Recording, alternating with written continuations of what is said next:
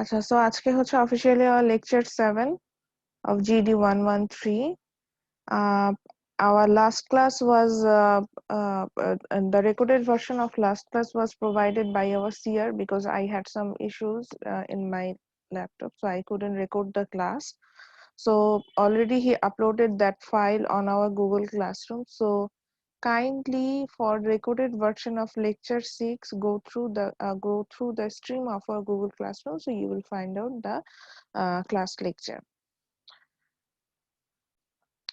So in today's class, I will discuss about totally a new thing, that is the relationship between individual and state. And from there we will find out, as an individual, that means as a citizen, what's your relationship with the state. Then what's the benefits you're going to enjoy from state, and lots of interesting things.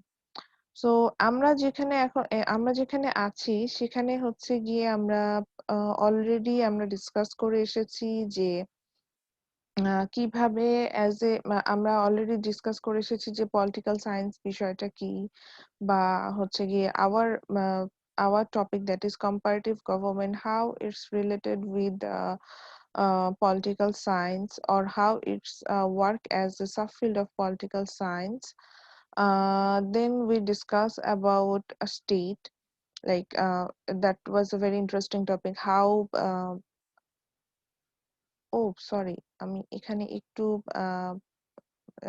skip করে যাব। আচ্ছা, so then we discuss about state, then its element, that means state কি কি নিলে আমাদের state create হয়, then what is the origin of state, মানে স্টেটটা আসলে আমরা কোথা থেকে পেলাম সেটা সম্পর্কে জেনেছি। ফাইনালি অরিজিন অফ স্টেটের আমাদের একটা পার্ট বাকি আছে, আমি ওইটাই বলতে চাচ্ছিলাম যে ওটা শেষ করব। তো আমি এর আগে আজকে স্লাইডটা ওপেন করেছি যে আজকে আমরা নতুন যে টপিকটাতে যাব। সো অরিজিন অফ স্টেটে আমরা দুইটা থিওরিতে অ্যাকচুয়ালি ফোকাস করেছি। Number one is divine origin theory, another one is evolution theory. So divine origin থিওরিটা আমরা শেষ করেছি। ইভলিউশন থিওরিটা একটু বড়, এটা একটু সময় লাগে শেষ করতে। আজকে ওটার কিছু স্মল পোর্শন আছে, ওটা আমরা শেষ করে দেন হচ্ছে কি আজকে যে টপিক আসবে সেখানে আমরা এটাই দেখবো যে কিভাবে আমাদের হচ্ছে গিয়ে স্টেটের সাথে আমাদের আসলে রিলেশনশিপটা কি, এবং রিলেশনশিপটা ফাইন্ড আউট করতে যেয়ে দেখবো যে সেখানে আসলে একটা কনসেপ্ট চলে আসে, দ্যাট ইজ রাইট, অর্থাৎ আমার অধিকার এবং কর্তব্য, ডিউটিস, এই দুটো ব্যাপার এখানে চলে আসে। So আমার এখানে আমি কি কি অধিকার এখান থেকে এনজয় করব, এই বিষয়গুলো নিয়েও যেমন আলোচনা করব, তেমনি আমি সেই অধিকারগুলো এনজয় করতে যেয়ে কি কি ডিউটি আমাকে ফুলফিল করতে হবে সেগুলো নিয়ে আমাদের কিন্তু এখানে আলোচনা থাকবে। তো এই হচ্ছে গিয়ে আজকে আমাদের যে টপিক ছিল সেটা করতে যাবো। তো প্রিভিয়াস আমরা যে টপিকটাতে ছিলাম সেখানে আগে যাই, যেখানে আমরা যেটা দিয়ে আমরা স্টার্ট করেছিলাম, যেটা কন্টিনিউটি আজকে মেনটেন করার কথা, that is the origin of state. So এখানে আমরা আসলে মেইনলি কতগুলো থিওরিজ দেখছিলাম, যেটা দিয়ে আমরা ফাইন্ড আউট করেছিলাম যে স্টেট আসলেই কিভাবে ক্রিয়েট হয়েছে, বা পলিটিক্যাল সায়েন্স আসলে কি কি থিওরিজ গুলোর কথা বলে যেটা দিয়ে আমরা স্টেটটা পেয়েছি। সো আমরা ডিভাইন অরিজিন থিওরিটা শেষ করেছিলাম, and the basic thing of divine origin theory, that is God create everything. So God also created or state and established the concept of government by himself. So then there is a strong support behind the divine origin theory. History supports that, yes, every document goes with the divine origin theory. That means state and other things, this concept were totally given by God. But whatever happens, there is a lots of problem behind the divine origin theory. আমরা কিন্তু সেটাও এখানে দেখেছি।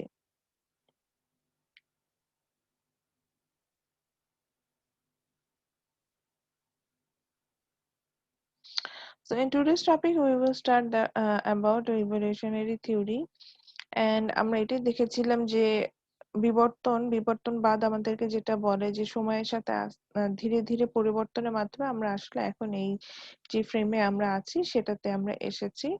So আমরা হচ্ছে গিয়ে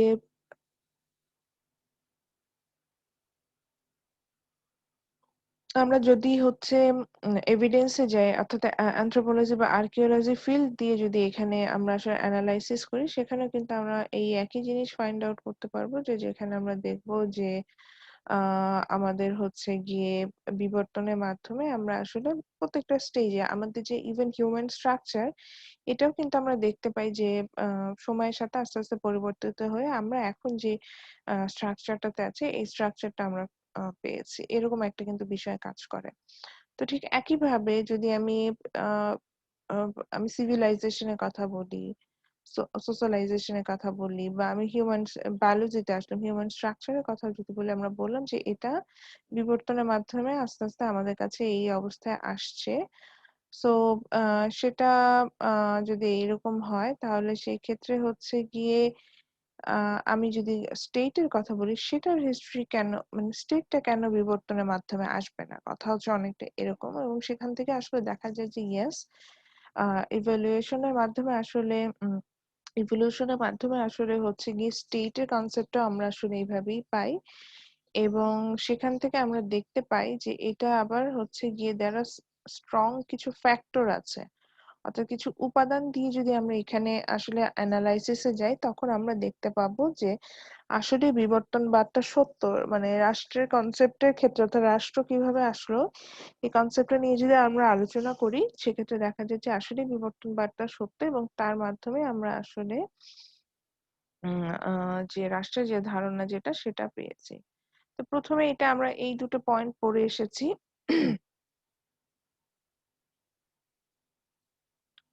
প্রথম দুটো পয়েন্ট হচ্ছে আমরা আমাদের লাস্ট ক্লাসে পড়েছি, which is kinship and magic and religion. So কিনশিপে যেটা ছিল যে ব্লাড কানেকশনের মাধ্যমে আমরা, মানে কোনো কারণে যদি কেউ সুপিরিয়র হয়ে গিয়েছিল, যখন আমরা হচ্ছে গিয়ে আদিম যুগে, একদমই এই যে বলছিলাম যে আদিম যুগে আমরা সবাই ছিলাম, কোনো কারণে কেউ যদি সুপিরিয়র হয়ে যায়, পরবর্তীতে দেখা গেল যে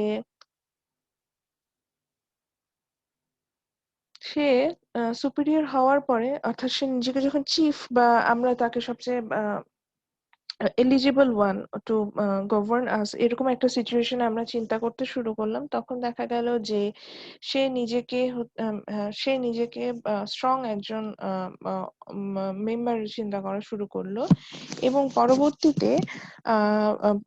পরবর্তীতে আপনার হচ্ছে গিয়ে তার যাদের সাথে ব্লাড কানেকশন আছে, এরকম পার্সনদেরই, অর্থাৎ তার যাদের সাথে, মানে তার পছন্দের যারা, তাদেরকেই কিন্তু পরবর্তীতে আপনার হচ্ছে গিয়ে ক্ষমতায় সে দেখতে চাইলো, বা তার মৃত্যুর পরে তার পরবর্তী ব্লাড কানেকশন তাদেরকে হচ্ছে কি ক্ষমতায় দেখতে চাইলো। তো এই কনসেপ্টটা কিন্তু অনেকটা হচ্ছে কি কিং, যে কিং বা এম্পায়ার আমরা যে কনসেপ্টটাকে বলি, বা রয়্যাল ফ্যামিলি, সেটার সাথে যায়।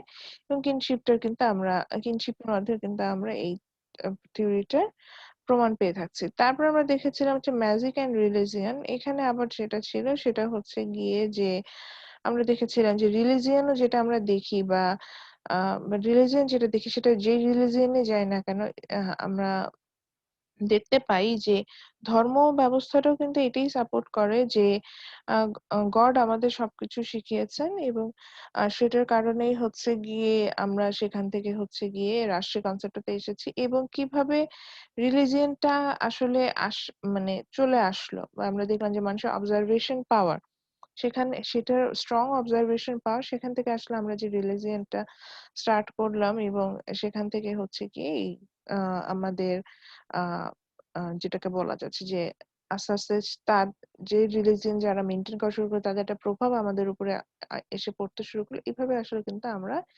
এই কনসেপ্টটাতে এসেছি। ওকে, আজকে থার্ড যে ফোর্সটা নিয়ে আমি পড়বো, property and the rise of economic class. এটা আমার আসলে আমার পার্সোনালি খুব পছন্দ। এবং সেখান থেকে হচ্ছে গিয়ে ইভলিউশনারি থিওরি একটা স্ট্রং প্রুফ কিন্তু এই থিওরিটার মাধ্যমে পাওয়া, মানে এই ফ্যাক্টরসটার মাধ্যমে পাওয়া যায়। আচ্ছা, প্রপার্টিটাতে আসি। প্রপার্টি বলতে নিজস্ব, এখানে সম্পত্তির কথা বোঝাচ্ছে, যে সম্পত্তির যখন নিজের সম্পত্তি বা নিজস্ব বিষয়, এই বিষয়গুলোর কনসেপ্ট যখন এখানে হচ্ছে গিয়ে আমাদের মধ্যে অনেক বেশি স্ট্রং হলো, সেখান থেকে একটা সময় ইকোনমিক ক্লাস বা ইনকাম ক্লাস ডিস্ট্রিবিউশন বা ডিফারেন্ট ইনকাম ক্লাস পিপল, এই কনসেপ্ট গুলো খুব বেশি স্ট্রং হলো, এবং এই কনসেপ্ট গুলো যখন বেশি স্ট্রং হলো, এটাকে একটা ফ্রেমওয়ার্ক দেওয়ার জন্য আমার রাষ্ট্রের প্রয়োজন খুব বেশি দরকার হয়ে গেল।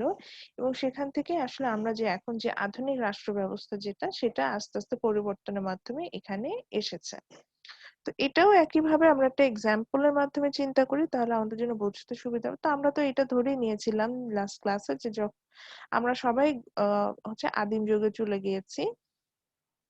সো আমরা আমাদের মতো করে একত্রে গুহাবাসী আমরা সেখানে থাকছি। তো সেখানে দেখা গেল যে একটা সময় আমাদের আহ আমরা দেখলাম যে সেখান থেকে আমরা যখন সবাই একত্রে থাকার প্রয়োজনীয়তা অনুভব করলাম, সেখান থেকে আমরা গুহাবাসী হলাম, অর্থাৎ পপুলেশন দেখা দিল। তারপরে আমরা একটা স্পেসিফিক জায়গায় থাকা শুরু করলাম, সেখান থেকে টেরিটরি দেখা দিল। তারপরে দেখলাম যে আমাদেরকে কন্ট্রোল করার জন্য একটা অথরিটি দরকার হলো, সেখান থেকে গভর্নমেন্ট দেখা দিল। এবং ফাইনালি এটাকে অর্গানাইজড করে সবকিছু মিলিয়ে আমরা দেখলাম যে আমাকে কেউ ওন করে না বা আমি কাউকে ওন করি না। এই কনসেপ্টের উপর বেস করে আমরা হচ্ছে গিয়ে পেলাম, সেটা হচ্ছে আপনার, আমি যেটা পেলাম সেটা হচ্ছে সেখান থেকে আমার সভরেনিটি আসলো, এবং আমরা যেটাকে বলে যে আহ রাষ্ট্রের কনসেপ্টে চলে আসলাম। তো আজকে আমরা দেখব যে এখানে আর একটু চিন্তা করি। তো ধরেন আমরা চিন্তা করলাম যে আমি যেমন হাবিবকে দেখতে পাচ্ছি আমার পার্টিসিপেন্ট লিস্টে ফার্স্ট। সো আমরা এরকম সবাই হচ্ছে গিয়ে একত্রে বসবাস করছি। একটা সময় মানুষ যেটা হলো যে মানুষ এগ্রিকালচার ইনভেন্ট করলো। কিভাবে করলো? সাপোজ ধরে নিই যে হাবিব, সে অবজার্ভ করে দেখলো যে আমরা যে ওই যে ফল আমরা কালেক্ট করে নিয়ে আসছি, উনি অবজার্ভ করে দেখলেন যে যে ফলটা আমরা কালেক্ট করে নিয়ে আসি, আচ্ছা হাবিব না, যেহেতু এগ্রি অ্যাকচুয়ালি ইনভেন্ট করেছে মেয়েরা, সো সেখান থেকে আসি। সো কোন আমাদের এই আমরা যেই গুহা মানব আমরা যারা আছি এর মধ্যে কোনো একটা ফিমেল, কোনো একটা মেয়ে আসলে এটা আম, আচ্ছা এখানে একটা মজার কথা, আপনারা কি এটা জানেন এগ্রিকালচার যে মেয়েদের আবিষ্কার? জি ম্যাম, এটা জানি আচ্ছা, ম্যাম। সো এখান থেকে কোন একজন মেয়ে উনি নোটিস করলেন যে, আমি আসলে ছেলে মেয়ে বলে এখানে ক্লাস ডিসক্রিমিনেশন করছি না, আমি জাস্ট বলার জন্য বলছি। তো একজন মেয়ে উনি নোটিস করলেন যে আমরা যে ফলগুলো খেয়ে থাকি সেই ফলগুলো হচ্ছে খাওয়ার পরে এটার ভিতরে যে বীজ থাকে সেটাকে যদি আমরা মাটির উপরে ফেলে রাখি, এটা থেকে কিছুদিন পর চারা গাছ জন্মে, এবং সেটাতে যদি আরো তারপরে যেটা হয় যে ওটার উপরে আরো আরো ওয়েস্টেজ যেগুলো আমরা ওগুলো তো ফেলছি, মানে যে যে ফল যেগুলো খেতে পারছি না সে অংশ তো ফেলে দিচ্ছি, ওটা থেকে ওগুলো যদি আরো বেশি পড়ে সেখান থেকে ফার্টিলাইজার বা এমন কোনো কিছু হয় যেটাতে হচ্ছে গিয়ে গাছ পুষ্টি পায়। তারপরে যদি বৃষ্টি হয় অর্থাৎ পানি পড়ে তাহলে গাছ আরো দ্রুত বড় হয়। তো এরকম আস্তে আস্তে অবজারভেশন থেকে আসলে কৃষিটা আবিষ্কার হয়। এবং প্রশ্ন হতে পারে মেয়েরা কেন আবিষ্কার করে? দেখা যায় মেয়েদের শারীরিক গঠনের কারণে মেয়েদেরকে সন্তান ধারণ করতে হয়, তো একটা লং টার্ম তারা হচ্ছে গিয়ে তখন তারা শিকার বা অন্যান্য কাজে ইনভলভ হতে পারতো না, তারা হচ্ছে গিয়ে গুহাতে থাকতো এবং পরবর্তী প্রজন্মের যত্ন নিত বা পরবর্তী প্রজন্ম টেক কেয়ার করতো। অন্যান্য যে কারণ হচ্ছে গিয়ে সেখানে বন্য পশুর আক্রমণের সম্ভাবনা ছিল, বা হচ্ছে গিয়ে বৃষ্টি বা রোদ বা এই ধরনের ওয়েদারের কন্ডিশনের কারণে নতুন শিশু তাদের শারীরিক তারা এতটা হচ্ছে গিয়ে নিজে টেক কেয়ার নিজে করতে পারে না, তো তাদেরকে টেক কেয়ার করার একটা প্রয়োজন ছিল। যেহেতু একটা মেয়ে তাদেরকে জন্ম দেয়, তো সেই এই টেক কেয়ারটা করতো। এইভাবে হচ্ছে গিয়ে তখনকার সমাজ ব্যবস্থাতে এই কনসেপ্টটা দাঁড়ায় গেল। তো মেয়েরা যেহেতু একটা লং টার্ম হচ্ছে ওই যে বলছি যে সন্তান জন্মগ্রহণ সন্তান ধারণ বা সন্তানকে জন্মদান দিতে যে একটা একটা বড় সময় হচ্ছে গিয়ে তারা গুহাতে থাকতো, তখন তারা এই জিনিসগুলো অবজার্ভ করলো এবং সেখান থেকে তারা এগ্রিটা ইনভেন্ট করলো।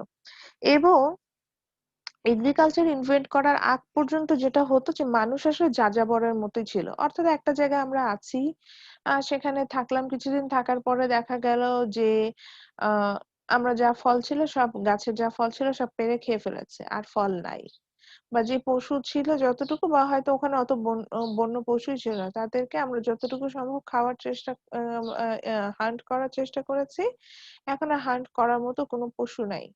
বা পানির আধারটা অনেক দূরে, যেখান থেকে আমরা আমাদের জন্য পানি কালেক্ট করে আনি, ওয়াটারটা কালেক্ট করে আনছি।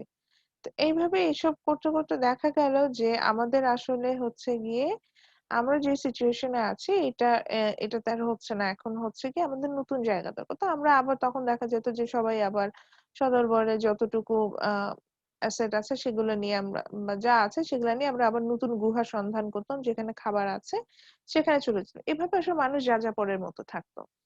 কিন্তু যখন এগ্রি আবিষ্কার হলো, এগ্রিটা ইনভেন্ট হয়ে গেল, তখন মানুষ অ্যাকচুয়ালি একটা স্টেবল প্লেসে থাকা শুরু করলো। Because now they don't need to worried about the food supply because from ওই যে আমি বলছি গাছ হবে, গাছ থেকে ফল পাবো, এখানে কিন্তু আপনারা একটা সার্টেন ফুড সাপ্লাই আপনারা পেয়ে যাবেন। প্লাস যখন হচ্ছে কি প্রপার্টি কনসেপ্ট আসলো বা নিজস্ব অ্যাসেটের কনসেপ্ট চলে আসলো, তখন আসলে আমরা একটা নির্দিষ্ট স্থানে অর্থাৎ টেরিটরিটা প্রথমে আসে টেরিটরি, এটার কিন্তু এটা মানে স্টেট হতে গেলে যে কনসেপ্টটা আমাদের সবচেয়ে বেশি জরুরি, অর্থাৎ we have to stay in a stable place. So সেই কনসেপ্টের জন্য যে আমাদের যখন প্রপার্টি একটা নিজস্ব কোনো সম্পত্তি এই কনসেপ্টটা চলে আসলো, তখন কিন্তু স্টেট আসলে আমরা দেখতে পাচ্ছি ক্রিয়েট হলো কিভাবে। সাপোজ ধরে নিলাম যে হাবিব হান্টিং এ গিয়েছে, হান্টিং করতে যেয়ে সে একদিন একটা খুব বড় সাপোজ একটা এনিমেল হান্ট করে নিয়ে আসছে। সো যে এনিমেলটাকে হান্ট করে নিয়ে আসছে তার যেটা ফার, যেহেতু হাবিব এটা হান্ট করেছে, ওর মনে হলো যে এই ফারটা হচ্ছে সে কাউকে দিবে না।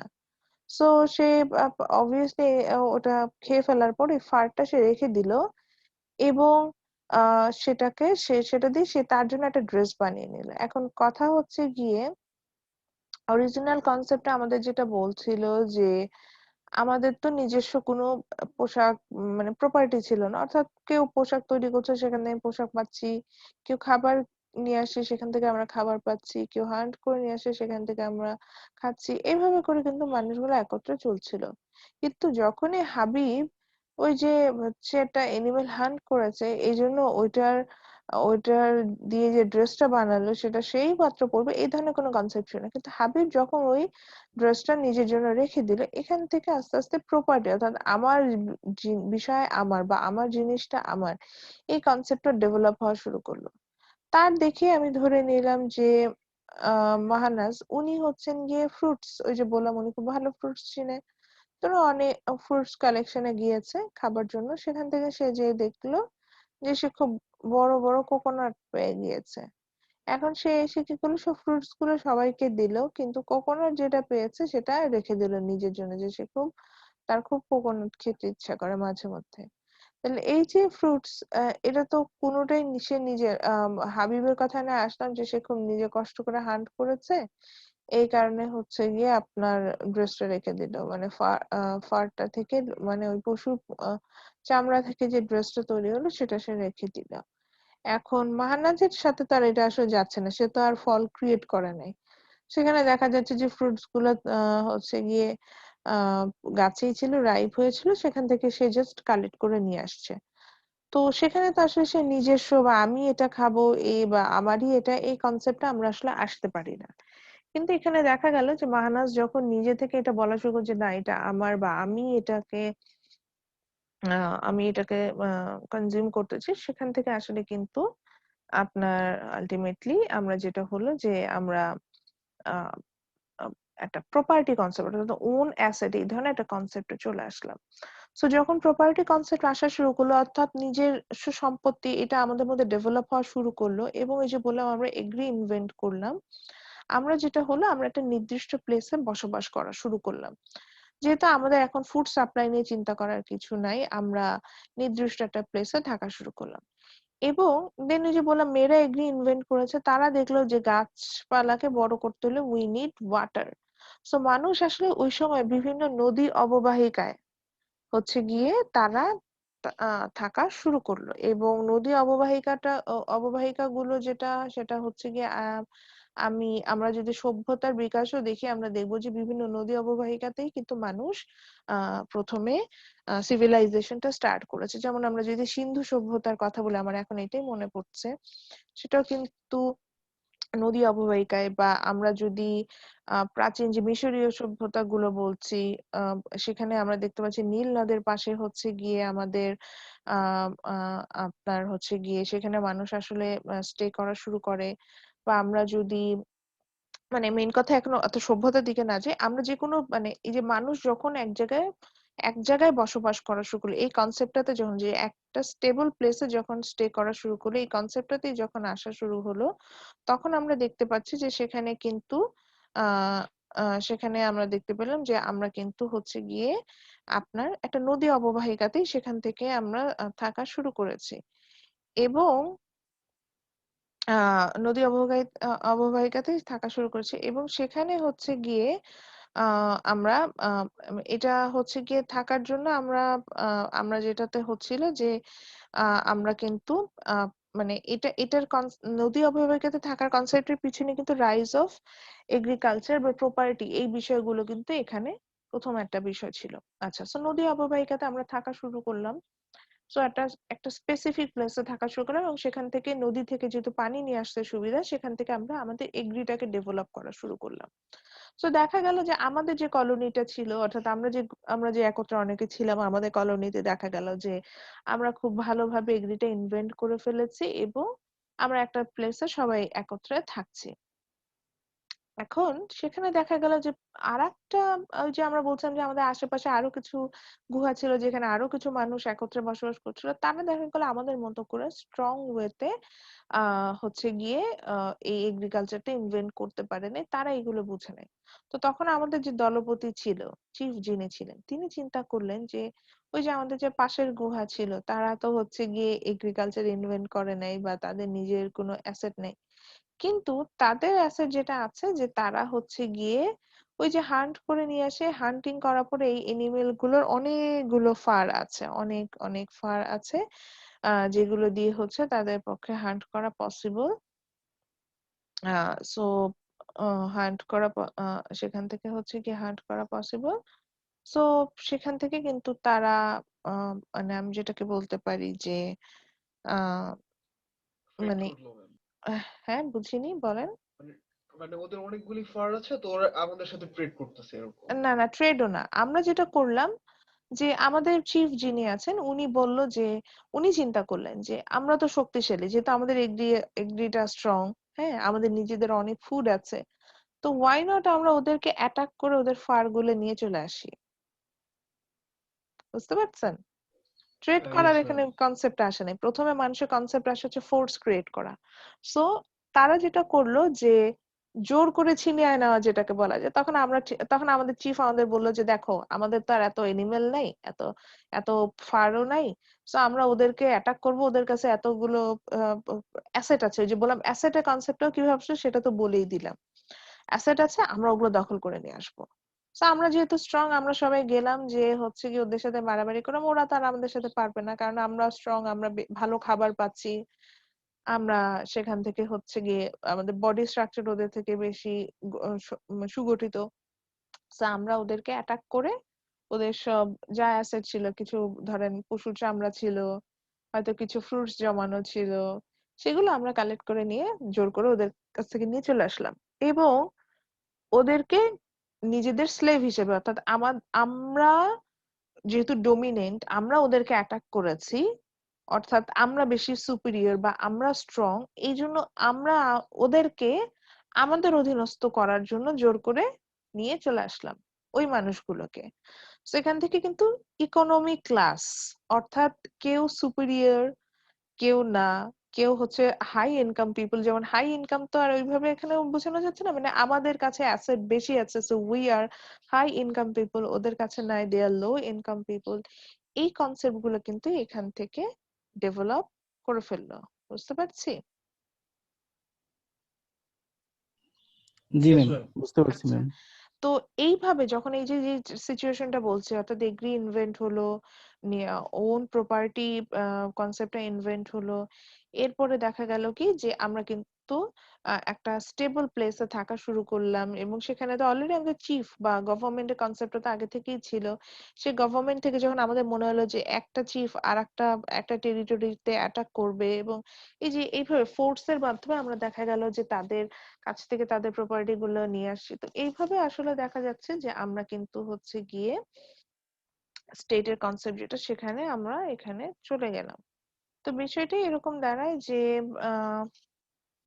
আহ বিষয়টা এরকম দাঁড়ায় যে আমরা কিন্তু যদি প্রপার্টি বা রাইজ অফ ইকোনমিক ক্লাস এই কনসেপ্টের উপরেও অ্যানালাইসিস করতে পারি, এটা দেখা যায় যে এটাও কিন্তু মানে স্টেটের যে এক্সিস্টেন্স অর্থাৎ কিভাবে স্টেটটা অ্যাজ এ ইন্ডিভিজুয়াল প্রপার্টি বা from the rise of agriculture or I can say from the rise of economic class সেখান থেকে যে আসলে স্টেটের কনসেপ্টটা আসে সেটা কিন্তু আমরা পেয়ে থাকি।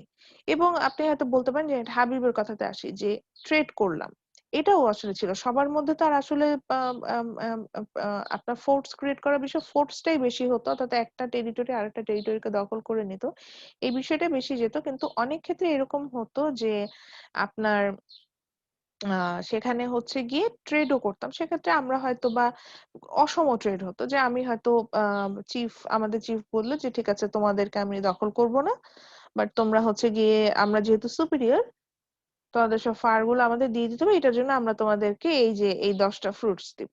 তো এরকম হচ্ছে কি ট্রেড গুলো কিন্তু তখনই ট্রেডও হতো, এই ট্রেড কনসেপ্টও সেখানে আসে।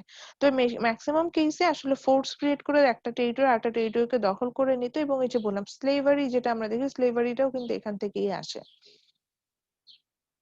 আচ্ছা, এরপরে যে কনসেপ্টটা ছিল ওয়্যার অ্যান্ড ফোর্স, এটা অলরেডি আমি এই ইকোনমিক ক্লাসের সাথেই ডিসকাস করেছি। যে দেখা গেল যে একটা ট্রাইব বা একটা ওই যে বলছিলাম টেরিটরি যেখানে আমরা থাকছি, যখন আমাদের নিজস্ব অবজারভেশন বা আইডিওলজির কারণে আমরা যখন বেশি স্ট্রং হয়ে যাচ্ছিলাম, আমরা সুপিরিয়র হয়ে যাচ্ছিলাম, আমরা কিন্তু একটা টেরিটরি একটা টেরিটরিকে মানে ওন করে নিচ্ছিলাম। সেখান থেকে আসলে আমরা এভাবে যদি আমাদের সিভিল হিস্ট্রি গুলো দেখি, সেখানেও কিন্তু দেখা যাবে যে রাষ্ট্রের কনসেপ্টের সাথে ওয়্যার বা ফোর্স এই জিনিসগুলো খুব বেশি চলেছে। এবং দেখা গিয়েছে যে যখনই একটা অংশ কোনো কারণে কিছু মানুষ শক্তিশালী হয়ে গেছে, সে কিন্তু চেষ্টা করেছে আশেপাশে যতগুলো অংশ আছে সেখান থেকে হচ্ছে গিয়ে আপনার সবাইকে দখল করে নিতে এবং সেখান থেকে হচ্ছে গিয়ে নিজেদের দখল করে নিতে এবং সেখান থেকে হচ্ছে গিয়ে সব মানে যেটাকে বলা যায় যে হোয়াট ক্যান আই সে মানে দখল করে নিতে। ইনফ্লুয়েন্স বা আইডিওলজি মানে পাস অন করা। হ্যাঁ, অনেকটা সেরকম। সো এখানে কিন্তু এই যে এনিমেলস, ওয়েলথ, ল্যান্ড এগুলাও কিন্তু ছিল, নেইবারিং ট্রাইব এগুলোই। আচ্ছা, এনিমেলস ওই যে মানুষ একটা সময় মানে পশুদেরকে বশ করা শিখলো, যেটাকে বলা যায় যে নিজেদের নিজেদের মতো করে সেটাকে হচ্ছে গিয়ে নিজের আন্ডারে নিয়ে আসে সেটা। আচ্ছা, সবাইকে একটু রিকোয়েস্ট করছি চ্যাট বক্সে কিন্তু যারা নাম আইডি দেননি নাম আইডি দিয়ে দিবেন, আমি ওখান থেকে আজকে অ্যাটেন্ডেন্সটা নিব। সো এখান থেকে আসলো। সো ওয়্যার এন্ড ফোর্স এই ফ্যাক্টরটা দিয়েও যদি আমি আগাই, সেখানেও আমরা কিন্তু একই বিষয়টাই দেখতে পাবো যে আমরা যখনই হচ্ছে কি ওন প্রপার্টির কনসেপ্টটা চলে আসলো, তখন দেখা গেল যে আমরা এই যে অ্যাসেট অ্যাকুমুলেশন, যেটা অ্যাসেটটাকে নিজের করা শুরু করলাম, যে কেউ কোনো এনিমেল ওন করে, কেউ কারোর হয়তো একটা দামি পাথর আছে, এই যে এইভাবে অ্যাসেট গুলো আসলো, বা কারোর হয়তো একটা দামি পোশাক আছে, পোশাক মানে সে একটা ফার থেকে খুব সুন্দর এক শীতে থেকে বাঁচা যাবে এরকম একটা পোশাক তৈরি করেছে। এরকম করে কিন্তু যেটা হচ্ছে সবই তো অ্যাসেট না। তো এখন যার কাছে একটা দামি পাথর আছে সেটা তো খুবই ভ্যালুয়েবল অ্যাসেট, তাহলে সে হাই ইনকাম ক্লাস বিলং করে, যার কাছে নাই সে লো ইনকাম ক্লাস বিলং করে। এরকম কনসেপ্ট গুলো আসা শুরু করলো। এবং আরো যে বিষয়গুলো আসা শুরু করলো সেটা হচ্ছে গিয়ে যে আমি যেটাকে বলতে পারি যে এখানে যে কনসেপ্টটা আসলো সেটা হচ্ছে যে আমি আপনার মানে আমরা যখন একটা গ্রুপ আরেকটা গ্রুপ দেখলাম যে আমরা ওদের থেকে বেশি সুপিরিয়র হয়ে যাচ্ছি, তখন তাদের ওই অ্যাসেট গুলোকে আমার লাগবে, বা আমি অ্যাসেট গুলোকে নিয়ে নিতে চাই। এখান থেকে আসলে ফোর্স ক্রিয়েট করা শুরু। যখন ফোর্সে কাজ না হলো, যে আমরা হুমকি ধামকি দিলাম এই তোমাদের সব অ্যাসেট আমরা চাই দিয়ে দাও, এটাতে যখন না হলো তখন আমরা যুদ্ধ ঘোষণা করলাম, অর্থাৎ যদি না দাও তাহলে জোর করে ছিনিয়ে নিয়ে আসবো, এরকম একটা বিষয় হলো। সো আমি যে কথাগুলো বলছি দেখেন এগুলোর সাথে কিন্তু হিস্ট্রিও সাপোর্ট করে এবং এইভাবে করে কিন্তু একটা রাষ্ট্রের কনসেপ্ট আসতে পারে। আচ্ছা, ফাইনালি যেটা হলো যে রাজনৈতিক চেতনা আমাদের মধ্যে বৃদ্ধি পেল, যখন মানুষের মধ্যে রাজনৈতিক চেতনা বৃদ্ধি পেল, তখন আসলে পলিটিক্যাল রাইটস যেগুলো বা আমাদের যে অধিকারগুলো, এগুলা সম্পর্কে আমরা সচেতন হলাম যে হ্যাঁ, আমার কিছু ওন অ্যাসেট থাকতেই পারে, সেটা নিরাপত্তা দিতে হবে। নিরাপত্তা কে দিবে? আমি আপনি দিতে পারবো না, government.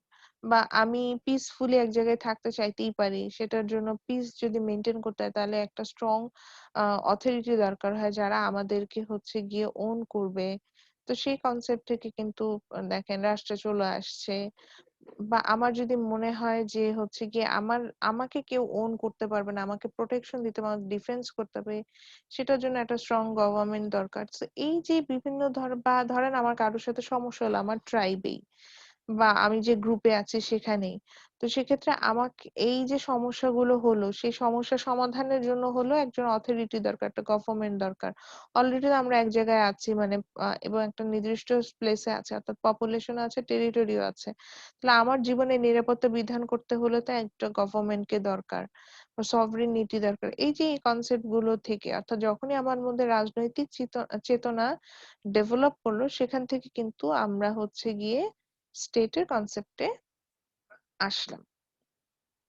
So that's it, that's from the evolutionary theory. So এই থিওরিটা আসলে আমাদের এটাই দেখায় যে আমরা হচ্ছে গিয়ে যে আহ, আমরা যে 5টা ফোর্স দেখলাম, সেটা প্রত্যেকটা ফোর্স ধরেই যদি আমরা ক্যালকুলেশন, মানে আমরা যদি হচ্ছে গিয়ে এক্সপ্লানেশনে যাই, তাহলে দেখা যাবে যে আমাদের নিজস্ব মানে অর্থাৎ এই ডে বাই ডে একটা বিবর্তনের মাধ্যমে, অর্থাৎ মানুষ কিন্তু একদিনের রাষ্ট্রের কনসেপ্টে আসে নাই বা এক বছরে আসে নাই, একটা লং টার্ম ধরে আমাদের যে বিহেভিয়ারাল চেঞ্জ আসছে, সেটার মাধ্যমে আস্তে আস্তে আমরা কিন্তু এখন যে একটা স্ট্রাকচার ওয়েতে একটা স্টেট বলে যে কনসেপ্টটা আমরা দেখছি, এই কনসেপ্টটা আমাদের মধ্যে ডেভেলপ করে।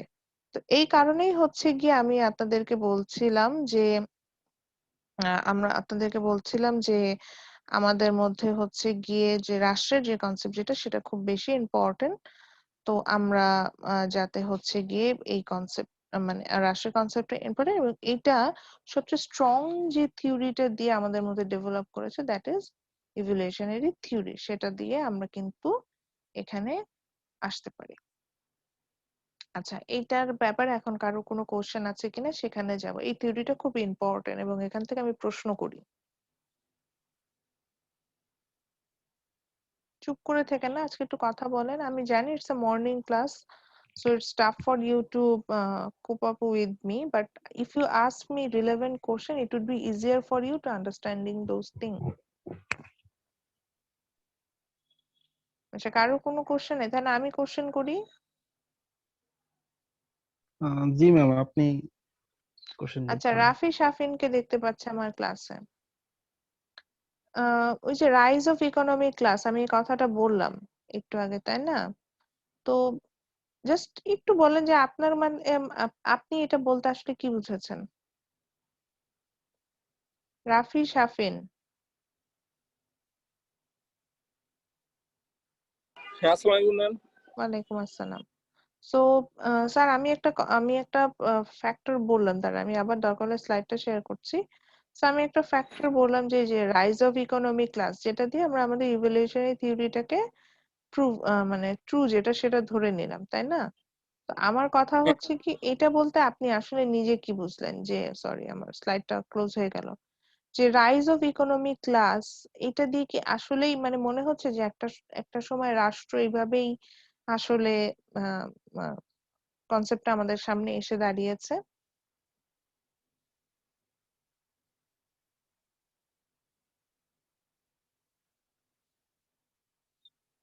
শাফিন, কি আমাকে শুনেছেন? হ্যাঁ হ্যাঁ ম্যাম। হ্যাঁ, তো বলেন। ম্যাম ওইটা আচ্ছা, রনি হ্যান্ড রেজ করেছেন, বলেন। জি ma'am, rise of economic class ma'am. Ma'am আমরা যখন মানে আমি এতটুকুই বুঝছি ম্যাম, যে আমরা যখন সংঘবদ্ধভাবে মানে বসবাস শুরু করলাম আর কি, তখন মানে তখন সবার ভিতরে আর কি নিজেকে মানে একজন আরেকজনকে মানে ছাড়িয়ে যাওয়ার একটা প্রবণতা চলে আসলো। তো ম্যাম হুম। ওখান থেকে আর কি, তো মানে একজন আরেকজনকে কিভাবে আমরা ছাড়াতে পারি? অর্থের মাধ্যমে ছাড়াতে পারি, ক্ষমতার মাধ্যমে, তো ওখান থেকে আমাদের রাইজ অফ ইকোনমিক ক্লাস এই মানে চিন্তা ভাবনাটা আসছে ম্যাম। আচ্ছা, রনি খুব সুন্দর একটা পয়েন্ট আমাদের সাথে অ্যাড করেছে, এটাতেই একটু আসি। মানে একজন আরেকজনকে ছাড়িয়ে যাওয়া না বিষয়টা, কথাটা সুন্দর বলেছে। মানে বিষয়টা হলো কি, আমরা তো আসলে একটু সেলফ সেন্টার্ড না, ইয়েস মানে ম্যাম, নিজের এক্স্যাক্টলি। স্বার্থটা তো সবার আগে বুঝি। তো যেহেতু জি নিজের ম্যাম। স্বার্থটাকে আমি আগে বুঝি, সো আমি এই যে রনি ধরেন হান্টিং এ গেল, এখন হান্টিং করতে যায়, সে ধরেন সাপোজ একটা বড় রাইনোসরাস সে হচ্ছে গিয়ে হান্ট করে নিয়ে আসে। তো ওদের ফার গুলো তো অনেক মোটা হয়। এখন রনি দেখলো যে, ওই যে বললাম ওর অবজারভেশন পাওয়ার খুব ভালো, ও দেখলো যে এই ফারটা আমি আমার ট্রাইবে যদি দিয়ে দিই, সবাই এটাকে কেটে ছোট ছোট অংশ করে সেটা থেকে কাপড় বানাবে, মানে নিজের জন্য একটা ড্রেস বানাবে, যেটা থেকে শীতকালে সে বাঁচবে। কিন্তু এই ফারটা যদি আমি রেখে দিই, তাহলে এইটা গায়ে দিয়ে আমি শীতকালে আরাম করে ঘুমাতে পারবো, কারণ ওরা যে এরিয়াতে ছিল সেই এরিয়াতে শীতে স্নোফল হয়। সো তাদের জন্য ওখানে তো ওই সময় সার্ভাইভ করা খুব ডিফিকাল্ট। সো নিজের নিজের ভালোটা তো আমরা আগে সবার আগে চিন্তা করি, যে এই যে চিন্তাগুলো, এগুলো থেকে কিন্তু এই যে ইকোনমিক ক্লাসটাকে আসলো। সো এটাই বললাম, এটা একটা ভালো পয়েন্ট ছিল। আচ্ছা, হাবিবও হ্যান্ড রেজ করেছিলেন, বলেন। ম্যাম ওইটা অ্যান্সার দেওয়ার জন্য হ্যান্ড রেজ করেছিলাম। হ্যাঁ হ্যাঁ, আর বলেন, এটা আপনিও বলেন। ছাড়াও তো ম্যাম আগে একটা জিনিস দেখা যেত যে আগে ধরেন এরকম যারা কার্ড থাকতো, বিভিন্ন কার্ড মেম্বাররা ধরেন হুম হুম যে সিংহ শিকার করবে তাকে হচ্ছে গিয়ে রাজা বানায় দিত। এন্ড পরবর্তীতে তারা এইভাবে হচ্ছে গিয়ে ধরেন যার একটু বুদ্ধিশুদ্ধি বেশি তাকে হচ্ছে শিয়ালের ফারের যে ইয়াগুলো ছিল মানে ফক্স ফারের আই মিন কি বলে এটা ক্লোদিং টাইপের বানানো হতো। এন্ড হুম তার হুম মাথাটা থাকতো হচ্ছে শিয়ালের মতো, বিভিন্ন এই টাইপের ড্রেস আপ করানো হতো তাদের হচ্ছে ইয়ার উপর। যেমন সিংহকে বলা হতো বনের রাজা, দ্যাটস হচ্ছে যে ওই কমিউনিটিটার লিডার থাকতো সে হচ্ছে সিংহের ফারটা পড়তো এন্ড হচ্ছে শিয়ালের এন্ড বিভিন্ন প্রাণীর ফার হচ্ছে গিয়ে তা তো এইভাবেই পড়তো। সো এটা কি এমন না যে হ্যাঁ দেখা যাচ্ছে যে একসাথে যেমন এটা সুপেরিয়রনেস তো দেখানো হচ্ছে, তার পাশাপাশি ক্লাসও ডিফাইন করা হচ্ছে যে হ্যাঁ সে ভালো শিকার করতে পারে অথবা তার হচ্ছে পদ এইরকম ওই সোসাইটিতে, এটাও কি সাথে জড়িত? হুম হুম হুম হুম হুম ভালো কথা বলেছেন। ওই যে একই জিনিস, যে আমরা সেলফ সেন্টার্ড, সো আমার কাছে মনে হয়েছে যে আমাকে সবচেয়ে বেটার হতে হবে। হুম অন্যের উপরে আমার ডোমিনেন্সি বজায় রাখতে হবে। তখন আমার মধ্যে কনসেপ্টটা কোথায় চলে আসলো, যে আমি তাহলে কোনো একটা ভাবে একটা লায়ন ফার কালেক্ট করি, একটা লায়নকে হান্ট করে নিয়ে আসি। যখন আমি হান্ট করে নিয়ে আসলাম, তখন আমার মনে হলো আরে আমি তো অনেক সুপিরিয়র, আমি লায়ন হান্ট করতে পারি। তো আমি যখন হান্ট করতে পারি, তখন আমি আমার আমার প্রপার্টি, মানে যে আমার যেটা ছিল সেটা আমি অন্যের সাথে কেন শেয়ার করব? বুঝতে পারছেন? এবং রাষ্ট্র, মানে যে আমার গভর্নমেন্ট, সেও আমাকে এটাই সাপোর্ট দিয়েছে যে হ্যাঁ তুমি সুপিরিয়র, তুমি ভালো, তাহলে তুমিই ডিসিশন নাও। তো তখন আমি যখন দেখলো, এখন দেখেন আমি এরকম সুপিরিয়র হয়ে গেলাম না, আমার সুপিরিয়র হওয়ার দেখে ধরেন আমার আমার দেখা দেখে আরেকজন চিন্তা করলো, আচ্ছা ও তাহলে যদি লায়ন ফার নিয়ে এসে এত ভালো থাকতে পারে, আর শীতকালে এত মজা করে ওই ফারটা নিয়ে ঘুমাতে পারে, তাহলে আমি কেন পারবো না? তাহলে আমিও চেষ্টা করি। তখন এই যে একটা কম্পিটিশন আসা শুরু করলো। এইভাবে আস্তে আস্তে ইকোনমিক, মানে সবার মধ্যেই যারা কম্পিটিশন আসা শুরু করলো, তারা হাই হাই ক্লাসে চলে গেল, যারা পারলো না তারা স্লেভ বা লো ক্লাসে চলে আসলো। তখন তারপরে যখন আমি হাই ক্লাস, অর্থাৎ আমার নিজের কিছু প্রপার্টি আছে, বেশ ভালো প্রপার্টি আছে, আমি হাই ক্লাস বিলং করি, আগে নিজের ট্রাইবের মধ্যেই আসি। তো সেই ট্রাইবের যখন যারা আমার থেকে সেই ক্লাস বিলং করে না, তাদের উপর ডোমিনেন্সি দেখানো শুরু করলাম। এবং গভর্নমেন্ট যদি আমার পক্ষে হয়, তখন তো আমি আরো ভালোভাবে ডোমিনেন্সি দেখাই। এবং গভর্নমেন্ট যখন দেখলো যে এইভাবে আমাদের যেই টেরিটরিতে আমরা আছি আমাদের অ্যাসেটের পরিমাণ বৃদ্ধি পাচ্ছে, তখন আমরা এই ট্রাইবটাকে আর একটা ট্রাইবে হচ্ছে গিয়ে আমরা অ্যাটাক করলাম, বা তাদেরকে দখল করে নেওয়া শুরু করলাম। So those are the concept যেখান থেকে আমরা আসলে এগুলা পাচ্ছি। এবং যদি একটু পড়ে দেখেন, দেখবেন যে খুব মজা থিওরি গুলা, যে মানুষ কিভাবে আস্তে আস্তে আসলে আমাদের যে চিন্তা চেতনা যেটা, সেটা ডেভেলপমেন্ট হয়েছে। জি ম্যাম, এটা ঠিক। এটা মানে ইভলিউশনারি থিওরি, মানে সেটা যেটা রাষ্ট্রের কনসেপ্ট ওয়াইজ যদি পড়তে চান, বা মানব সভ্যতার বিকাশ নিয়েও যদি পড়তে চান, দেখবেন যে মানে প্রত্যেকটা বিষয় খুব, মানে হিস্ট্রিটা আমি এই পার্টটা পছন্দ করি, দেখবেন যে ভালো লাগবে পড়ে। আচ্ছা, তাহলে আর এখান থেকে আর কেউ যদি কিছু বলতে চান বা কোনো কোশ্চেন থাকে, কাজ আমি আজকে টপিকে তাহলে চলে যাবো, এই জন্য বারবার জিজ্ঞাসা করছি কারোর আর কোনো কোশ্চেন আছে কিনা। আচ্ছা, আমি একটু আপনাদের অ্যাক্টিভিটিস দেই, আদারওয়াইজ আমি বুঝতে পারছি যে এখানে আসলে আসবে না। আমি এখন জাস্ট ফর 3 মিনিটস আমি একটা ব্রেকআউট রুম ক্রিয়েট করব। একটা তো না, মানে আপনাদেরকে নিয়ে, স্টুডেন্টদেরকে নিয়ে কয়েকটা ব্রেকআউট রুম ক্রিয়েট করব। এই ব্রেকআউট রুমে আপনারা যে আজকে যে ক্লাসে আমরা যেটা বললাম এই ডিসকাশনটা একটু করে আসবেন, ইভ্যালুয়েশনের থিওরি বিভিন্ন ফ্যাক্টরস গুলো নিয়ে ডিসকাশন একটু করে আসেন। আপনাদের প্রত্যেকটা ব্রেকআউট রুম থেকে সেই ডিসকাশনের আউটপুটটা আমি নিব, ঠিক ওকে আছে? Ma'am. Okay ma'am. Class okay time খুবই অল্প সময়, জাস্ট 2-3 মিনিট, 3 মিনিটের জন্য আমি একটা ব্রেকআউট রুম ক্রিয়েট করছি। এই 3 মিনিট আপনারা একটু নিজেরা ওকে আলোচনা করে আসেন। ওকে,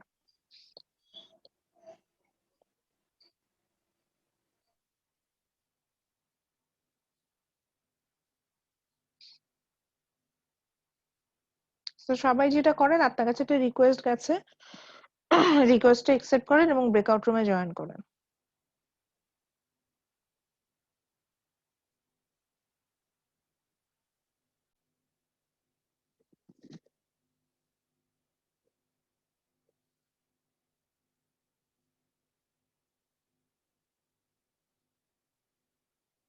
so welcome back to the main room again. আপনারা হয়তো আবার সবাই মেইন রুমে ব্যাক করে আসছেন। Yes ma'am. সো নিজেদের মধ্যে কি একটু আলোচনা হয়েছে? জি ম্যাম, আমরা কথা হ্যাঁ, জি বলেছি। ম্যাম। আচ্ছা, তো ভলেন্টিয়ারি আমি প্রত্যেকটা ব্রেকআউট রুম থেকে কয়েকজনের কাছে যাব এবং ভলেন্টিয়ারি জানতে চাবো যে আপনারা আসলে কি ডিসকাশন করলেন এবং কি বুঝেছেন। এটাই আমার কাছে হচ্ছে কনসেপ্টটা ক্লিয়ার হওয়া ইম্পর্টেন্ট। ওকে ম্যাম, একটু স্লাইডটা শেয়ার করবেন, ওই যে যে কন্টেন্ট গুলো ছিল 4টা। স্লাইডটা শেয়ার করতে বলছেন? হ্যাঁ জি ম্যাম, ওই যে ইভ্যালুয়েশন থিওরি, যে কিংশিপ, তারপরে ম্যাজিক্যাল, ওই যে হুম হুম পার্টটা ছিল, হুম। ওই স্লাইডটা একটু ওপেন করলে বলতে সুবিধা হবে। আচ্ছা ঠিক আছে, ওকে ম্যাম। আমি মনে হয় এখনো স্লাইডটা দেইনি, গুগল ক্লাসরুমে দিয়ে দিব। Okay ma'am. ওকে। সো আমাদের এই 5টা হচ্ছে গিয়ে আমাদের যে ফোর্সেস ছিল সেটা। আচ্ছা, তো আমি প্রথমে ব্রেকআউট রুম 5 থেকে জানতে চাচ্ছি, যেখানে তানভীর ছিলেন এবং রিয়াসাল ও রাশিদ, এই দুইজন ছিলেন। মজার ব্যাপার, দুইজন হচ্ছে একজন পার্মানেন্ট ক্যাম্পাসের, একজন সিটি ক্যাম্পাসের। So how was your interaction? Ma'am জি বলেন। দুইজন একটু আনমিউট হন। আচ্ছা, রিয়াসাল ও রশিদ, ওনার কাছ থেকে আগে জানতে চাই, তারপরে তানভীরের কাছে আসবো।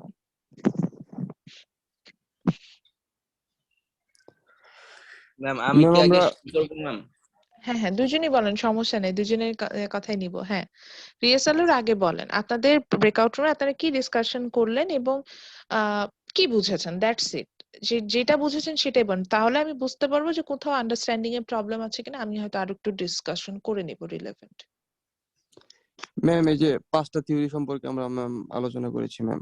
5টা ফোর্সেস মানে হ্যাঁ হ্যাঁ এই যে দেখেন একটা প্রবলেম বের হলো যে আপনার হাতে একটা থিওরি ভার্সন, থিওরি না, ইভ্যালুয়েশনের থিওরি, একটা থিওরি যেটা সাপোর্ট করে যে আমার বিবর্তনের মাধ্যমে রাষ্ট্রের কনসেপ্টটা আসছে। তো সেটাকে সাপোর্ট করার জন্য কয়েকটা এলিমেন্ট থাকে না, যে এলিমেন্ট গুলো ধরে আগালে আমরা প্রমাণ পাই, সেই এলিমেন্ট গুলো হচ্ছে এই 5টা। হ্যাঁ বলেন। জি ম্যাম, মানে এইটুকুই তো ম্যাম তারপরে ম্যাম এই আলোচনা। এই যে এই 5টা ফোর্সেস নিয়ে আমরা একটু আলোচনা করছিলাম, হুম হুম। তারপরে বুঝতে পারছি ম্যাম কিভাবে আমাদের রাষ্ট্রটা আসছে। আচ্ছা, সো 5টা force, rise of economy class যেটা আমি বলছি, এটা কি একটু বুঝেছেন? এটা একটু প্রবলেম আছে ম্যাম আমাদের। আচ্ছা, রাইজ অফ ইকোনমিক ক্লাসে একটু সমস্যা আছে। আচ্ছা, যেহেতু সমস্যা আছে বাকি গ্রুপদের কাছে যাবো, তো আমি আবার এটা একটু ক্লিয়ার করে বলে দিচ্ছি। রাইজ অফ ইকোনমিক ক্লাসে মেইন কনসেপ্টটাই এরকম আসলো যে যখন নিজের প্রপার্টি, এটুকু তো বুঝেছে যে নিজের অ্যাসেটের কনসেপ্টটা জি কোথা ম্যাম। থেকে আসলো। তো সেই কনসেপ্টটা যখন চলে আসলো, একটা সময় দেখা গেল যে আমি আমার মতো করে সবকিছু আমার কাছে রেখে দিচ্ছি, যে আমি যেগুলো যেগুলো ভালো কিছু পাচ্ছি, ভ্যালুয়েবল। তাহলে কি হবে, আমার কাছে অ্যাসেটের পরিমাণ বৃদ্ধি পাবে না, আপনার কাছে কোনো অ্যাসেটই নাই। অথচ আমি এরকম করে অনেকগুলো এনিমেল ফার রেখে দিয়েছি, বা কিছু ভ্যালুয়েবল স্টোন রেখে দিয়েছি, বা হচ্ছে গিয়ে কিছু ফ্রুটস জমিয়ে রেখেছে। সো আমার নিজের কিছু প্রপার্টি আছে যেটা আপনার কাছে নাই, তখন আমি আপনার থেকে সুপিরিয়র হয়ে গেলাম না? তো এই যে জি একটা ম্যাম। একটা ক্লাস ডিসক্রিমিনেশন দেখা দিল। অথবা আমার ট্রাইবের কথাই বলো, আমার ট্রাইবে হয়তো সবার আমরা অবজারভেশন পাওয়ার বেশি, বা আমরা বেশি স্ট্রং সবাই, সো দ্যাট আমরা সবাই আমাদের মতো করে হচ্ছে গিয়ে আমরা বেশি সবকিছু আমরা বেশি ভাবে কালেক্ট করে ফেলতে পারছি। তাহলে আমরা অন্য ট্রাইব, অন্য গ্রুপ গুলো, অন্য গুহাতেও তো মানুষ ছিল, তাদের তুলনায় সুপিরিয়র হয়ে গেলাম না? সো এই যে কনসেপ্টটা সেটাই কিন্তু রাইজ অফ ইকোনমিক ক্লাসের কথা বোঝাচ্ছে, এবং যেখানে দেখাচ্ছে যে যখন আমরা একজন আরেকজনের থেকে সুপিরিয়র হয়ে গেলাম তখন বা ইকোনমিক ক্লাস এখানে যখন অ্যারাইজ হলো তখন আমরা অন্যের উপর ডোমিনেন্সি দেখাতে শুরু করি। ডোমিনেন্সিটা দেখাতে হলে আমাদের একটা সুগঠিত একটা স্ট্রাকচার লাগবে, যে স্ট্রাকচারটি সাপোর্ট করে রাষ্ট্রকে। সেই সুগঠিত স্ট্রাকচারটা যখন ক্রিয়েট হলো তখন কিন্তু আমরা এগুলা করতে পারবো। এটা ছিল মেইন কথা। আচ্ছা, ব্রেকআউট রুম 3 তে কে কে ছিলেন?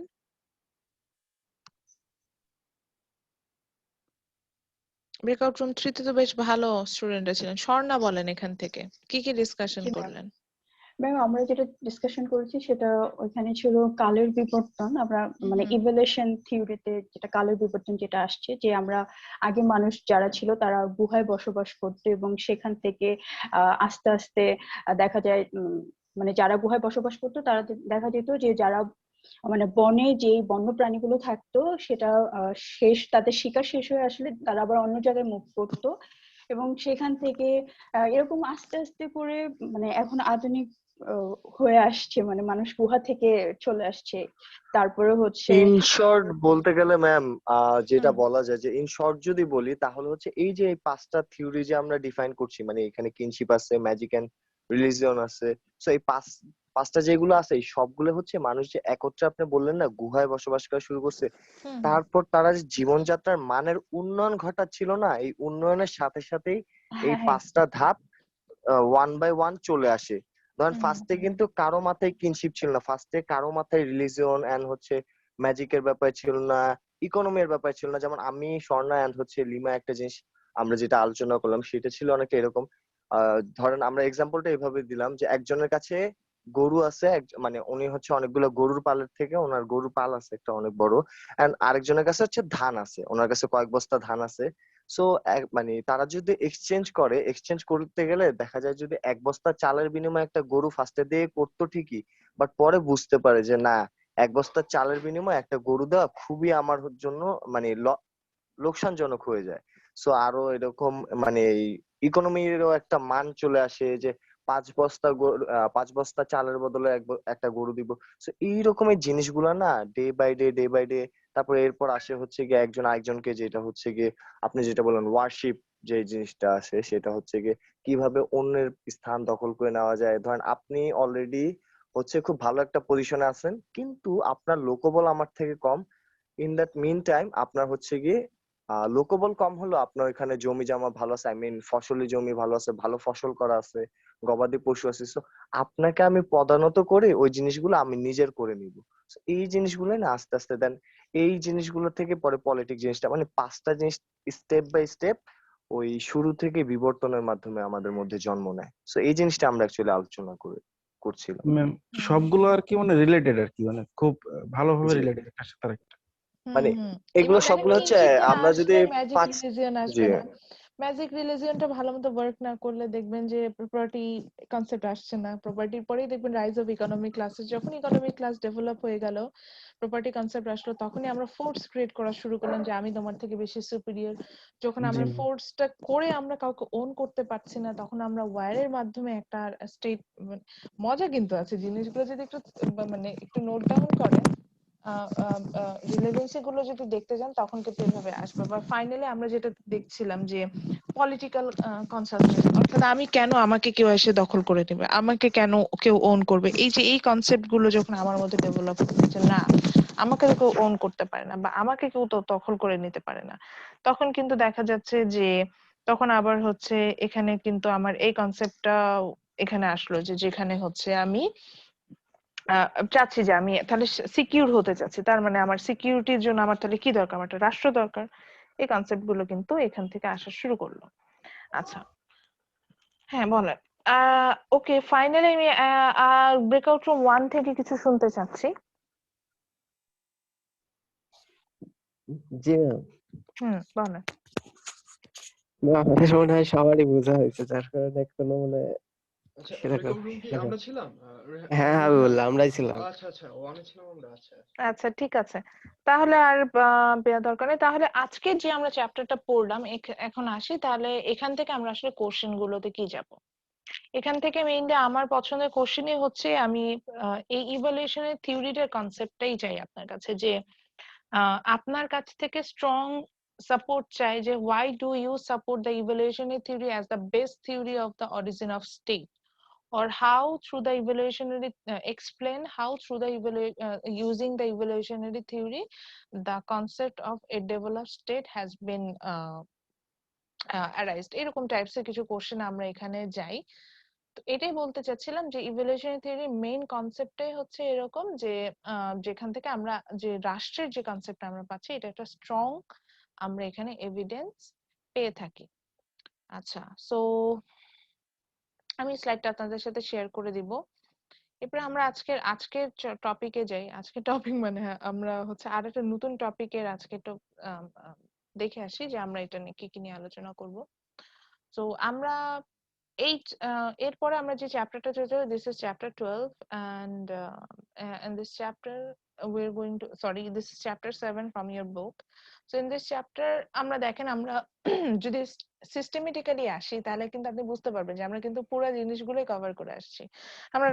আমরা প্রথমে সবকিছু ক্লিয়ার করলাম, তারপরে আমরা যখন মানে রাষ্ট্র সব কনসেপ্টটা নিলাম যে রাষ্ট্র কি বা রাষ্ট্রের এলিমেন্ট গুলো কি, তারপর আমরা গেলাম যে রাষ্ট্র কোথা থেকে উৎপত্তি হলো, রাষ্ট্রের উৎপত্তিটা জানলাম। এবার আমরা জানবো হচ্ছে তাহলে আমি কে, আমি সিটিজেন, আমার সাথে এখন রাষ্ট্রের সম্পর্ক কি সেটা সম্পর্কে আমরা জানা শুরু করব।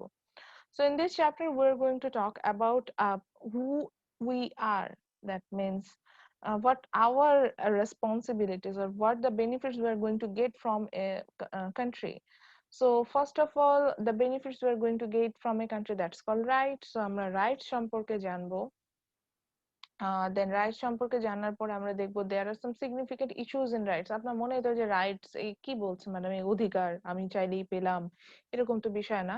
তো এই রাইট সম্পর্কে জানবো এবং এই রাইটসটা কিভাবে অ্যারাইজেস হয়েছে এবং what are the issues behind it সেটা সম্পর্কে আমরা জানবো। After that we will go through the classification. এই রাইটসটা কিন্তু খুব ইম্পর্টেন্ট আমাদের মিড টার্মের জন্য, এবং as in your personal life right কনসেপ্টটাই ইম্পর্টেন্ট যে আমরা কিভাবে হচ্ছে গিয়ে আমাদের ইয়াতে যাচ্ছি। সো এখানে আমরা রাইটস এর ক্লাসিফিকেশন যাব এবং এইখানে যে সিভিল রাইটস গুলো পাবো অর্থাৎ নাগরিক অধিকার, এগুলো আমরা অনেকগুলোই এনজয় করে থাকি এবং আমাদের অনেক ক্ষেত্রে প্রশ্ন আসতে পারে, সেই প্রশ্নগুলোর উত্তর পাবো। যেমন আমার একটা ছোটবেলায় খুব কমন কোশ্চেন ছিল যে কারোর ফ্যামিলি খুব ছোট থাকে, কারোর ফ্যামিলি খুব বড় থাকে। হ্যাঁ, ছোট পরিবার সুখী পরিবার, এটাই তো হওয়া উচিত। টিভি দেখে যেটা আমরা শিখেছিলাম ওই সময়। তো অনেকের অনেক বড় ফ্যামিলি থাকে, কেন গভর্নমেন্ট এখানে কোনো স্টেপ নেয় না? বা আমার মনে হয় যে কেউ থাকে বান্দরবানে, কেউ থাকে সুন্দরবন। সো কেন বিভিন্ন মানুষ বিভিন্ন জায়গায় থাকবে, এখানে গভর্নমেন্ট কেন স্টেপ নেয় না? তারপরে মনে হয় যে কেউ অনেক বেশি আর্ন করে, অনেক বিজনেস করে, ইলিগেল ভাবেও আর্ন করে, কিন্তু গভর্নমেন্ট কিছু বলে, আবার কেউ না খেয়েও মরে যাচ্ছে। তো এই যে রিজন গুলো আসলে those are hour rights. So আমার রাইটস এর উপরে কোনোভাবে গভর্নমেন্টও চাইলে হস্তক্ষেপ করতে পারবে না। তো এই যে এই বিষয়গুলো নিয়ে আমরা জানবো। রাইটস দুই ধরনের পাবো, সিভিল রাইটস পাবো, পলিটিক্যাল রাইটস পাবো। পলিটিক্যাল রাইটস হচ্ছে কি যেগুলো দিয়ে আমাদের রাজনৈতিক যে আচার আচরণ সেটা বিকশিত হবে। তো সেখানে আসবো, পলিটিক্যাল রাইটস এ আসবো। ফাইনালি হচ্ছে কি কনসেপ্ট অফ সিটিজেনশিপে যাব, অর্থাৎ তাহলে এখন ফাইনালি আমরা আসলে কি দাঁড়াচ্ছি সেটা দিয়ে আমরা এই চ্যাপ্টারটা শেষ করে ফেলবো। তো আজকে আর এই চ্যাপ্টারটা আমি স্টার্ট করব না, এটা আমরা নেক্সট ক্লাসে যাব। নেক্সট ক্লাসের জন্য আমি কিছু কাজ দিয়ে দিলাম, সেটা হচ্ছে সবাই নিজেদের মতো করে এটা আমি এখন স্লাইডও শেয়ার করব না, কোনো পেপারও শেয়ার করব না। এটা ব্রেকআউট রুম অ্যাক্টিভিটিজ এর, যেহেতু ওখান থেকে আপনাদের একটা মার্কিং এর বিষয় আছে, ওখান থেকে আমি দিয়ে দিব। সেটা হচ্ছে নিজেদের মতো করে 5টা চাহিদা লিখে নিয়ে আসবেন যে আপনি অ্যাজ এ সিটিজেন এটা দাবি করেন যে আপনি এটা এনজয় করতে চান। বুঝতে পেরেছি? অর্থাৎ আমি একজন সিটিজেন, আমি রাষ্ট্রের কাছে কি দাবি করি যে আমি এইটা হলে আমার জন্য ভালো হতো, সেটা যেটাই হতে পারে। ধরেন আপনার মনে হলো যে আমি 3 বেলা কাচ্চি খেতে চাই, এটাই আপনার দাবি, সেটাও লিখতে পারেন। পেট খারাপ হয়ে যাবে ma'am. Ma'am literally as being a Dhaka I know. মানে যে আমি অধিকারটা বলতে মানে আমি ওটাই বলছি, মানে অধিকার তো মানে অধিকার কথাটাও আসতে চাচ্ছি না, মানে আমি বলতে চাচ্ছি যে আপনি মনে করেন যে আমি অ্যাজ এ সিটিজেন এটা আমি লিগ্যালি এটা এই রাইটটা আমি পাওয়ার মানে অধিকার রাখি। চাহিদা হ্যাঁ, এটাই বোঝাতে চাচ্ছি। হ্যাঁ, মানে মেইন কথা হচ্ছে গিয়ে আপনি অ্যাজ এ সিটিজেন গভর্নমেন্টের কাছে কি এক্সপেক্ট করেন বা রাষ্ট্রের কাছে কি এক্সপেক্ট করেন, এরকম 5টা এক্সপেকটেশন লিখবেন। এখন আপনার যদি মনে হয় যে 3 বেলা আমি বিরিয়ানি খেতে চাই, মানে এটা হাসির কথা না, এটা একটা এক্সপেকটেশন হতে পারে, আমার থাকতেই পারে। আমার যেমন ম্যাম মনে হলো, তাহলে তো হ্যাঁ একটু বলেন। লজিক্যাল হওয়া লাগবে, কজ 3 বেলা বিরিয়ানি তো পসিবল না, কাজ এই জন্য অনেক হচ্ছে কি আমার এইটাই তো আমি দেখতে মানে চাচ্ছি বিরিয়ানি বানানো আপনার হতো। না না আপনার ম্যাম তো চাহিদার কথা বলছেন ভাই। আমি তো এটাই না না দেখতে ভাইয়া, চাচ্ছি যে লজিক্যালি বলা আপনার, তো আচ্ছা এটা বললাম। লজিক্যাল ইললজিক্যাল আমি এখনো আসি নাই, আমি জাস্ট এটাই দেখতে চাচ্ছি যে আমি যখন ম্যাস পিপলের কাছে যাব, তারা আসলে তাদের ডিমান্ডটা কি দাঁড়ায়। হুম এখন এই এই আপনার ডিমান্ডের উপর ডিপেন্ড করবে আপনার এডুকেশন। আচ্ছা আমি এখন এত ডিফিকাল্টিজে যাচ্ছি না, মেইন কথা হচ্ছে গিয়ে 5টা পয়েন্ট লিখবো, কিচ্ছু না, জাস্ট নিজের মতো করে 5টা পয়েন্ট লিখে রাখবো, যে 5টা পয়েন্টে আমি বলবো যে আমি আমি পারভেজ অ্যাজ এ সিটিজেন আমি গভর্নমেন্টের কাছ থেকে এই 5টা জিনিস এক্সপেক্ট করি, আমাকে এগুলো গভর্নমেন্ট দিবে। ডিমান্ড করছি। আচ্ছা ঠিক আছে, right to be not being single. ঠিক ম্যাম, আছে। তাহলে হ্যাঁ, এটা আরো কে কে ইন্টারেস্টিং জানি বানান বলছেন যে সিঙ্গেল থাকতে যাতে চান না, সবচেয়ে হ্যাঁ সেটা পছন্দ হবে। ওটাও ডিমান্ড করতে হবে যে আমি সিঙ্গেল গত বছর এরকম এই ফেব্রুয়ারির দিকে বিএসএস নামে একটা হচ্ছে গ্রুপ বের হলো, যে বাংলাদেশ সিঙ্গেল সোসাইটি। ম্যাম ওরা যা বলতেছে 4টা 5টা নিয়ে প্রেম করতেছে, আমরা একটাও পাই না। হ্যাঁ ওইটা আপনার আচ্ছা ঠিক আছে, এইটাও একটা রাইট হতে ভাই পারে। এইসব কখনো তো এইসব মাথায় আচ্ছা রেখে আচ্ছা না, তর্ক তাহলে কর, সিঙ্গেল থাকা লাগবে। আমরা এখন হচ্ছে গিয়ে আগে আমি একটু বুঝাই দিই না, বাকিরা বুঝবে না। সো আমার কথা হচ্ছে গিয়ে এটা আজকে ক্লাসে যারা আছেন তারাও তো লিখে নিয়ে আসবেন, যারা নাই তারাও নিয়ে আসবেন। সেটা হচ্ছে যে কোনো 5টা পয়েন্ট আমি লিখে নিয়ে আসবো, যে এটা আমি এই রাইট, এই অধিকারগুলো আমি পেতে চাই, বা এই বিষয়গুলো আমি ডিমান্ড করছি ফ্রম গভর্নমেন্ট। আচ্ছা ম্যাম, আমি বলি তাহলে, তার মানে কি জাস্ট 5টা পয়েন্ট লিখে রাখবেন, সেগুলো ডেসক্রাইব করব মুখে, এরকম আমি হয়তো এরকমটাই তো? র্যান্ডামলি যাব, অথবা হয়তো একটা ব্রেকআউট রুম হয়তো ক্রিয়েট রাইটস পড়ানোর পরে ব্রেকআউট রুম ক্রিয়েট করব, করে তো সেখানে যাবেন, সেখানে আপনার 5টা পয়েন্ট লেখা ছিল না, তো সেখান থেকে আমি একটা ম্যানেজ একটা হচ্ছে গিয়ে কোলাবোরেশনে আসবে, এবং পরবর্তীতে যে 5টা পয়েন্ট লিখেছেন এই পয়েন্টগুলো সাবমিশন চাপো breakout room okay ma'am. Activities হিসেবে। আলাদা একটা কিছুই করতে হবে না, জাস্ট ওই পেজটা ছবি তুলে আপলোড করে দিবেন গুগল ক্লাসরুম, ওইটাই আপনার অ্যাক্টিভিটিস। সো এরকম ভাবে আমি আমি একটা অ্যাক্টিভিটিস খাতায় করব। লিখবো, পরে পিডিএফ করে গুগল ক্লাসরুমে আপলোড করে দিব। পিডিএফ তাই তো এরও ম্যাম? দরকার নেই, ইমেজটা দিলেই হবে। ছবি তুলে ম্যাম ফোল্ডার ক্রিয়েট করে দেবেন আপনি? হ্যাঁ ফোল্ডার আমি হয়তো ক্রিয়েট করব, তো এটা আমার নেক্সট ওকে ক্লাসের ম্যাম। কিন্তু নেক্সট ক্লাসে একটা ব্রেকআউট রুম আসবে, কিন্তু সেটার রিলেভেন্সি হিসেবে যে আজকে আপনার কাছে আমি জানতে চাচ্ছি যে আপনি নিজে একটা খাতায় লিখে রাখবেন 5টা নিজের দাবি দেওয়া, যে ওকে ম্যাম, 5টা বুঝতে জিনিসের, পেরেছি। এই তো ওকে ভালো ম্যাম। কথা নিয়ে আসছি, দাবি দেওয়া, ডিমান্ড না, যে আমার এই 5টা দাবি জি দেওয়া ম্যাম। আছে। ঠিক আছে, তাহলে সবাই এটা করব ইনশাআল্লাহ। নেক্সট ক্লাসে আমরা রাইট নিয়ে কথা বলবো, এবং এইটার সাথে কোলাবোরেশনে আসার চেষ্টা করব, যে আমি আমার দাবি দেওয়ার সাথে কোলাবোরেশনটা কোথায় যায়। ঠিক আছে, তাহলে ওকে নেক্সট ক্লাসে দেখা হবে। নেক্সট ক্লাস আমাদের অন টাইম মানে এক্সাক্ট টাইমেই হবে। আজকে জাস্ট হচ্ছে আমার যেহেতু একটু ঝামেলা, আবার আমাকে একটু পর রেডি হয়ে বের হতে হবে, ওকে ম্যাম। এটার ম্যাম, জন্য আজকে আমরা অন টাইম। আজকে তার মানে আমরা একটু কনফিউশন ছিল ম্যাম, এর আগের দিন যে ক্লাসটা মিস হলো এটা কি আমরা করছিলাম, আর আজকে আবার যে ক্লাসটা হওয়ার কথা ছিল এটা আজকে আমরা এখন ক্লাসটা করে নিলাম? 3টায় হওয়ার কথা ছিল,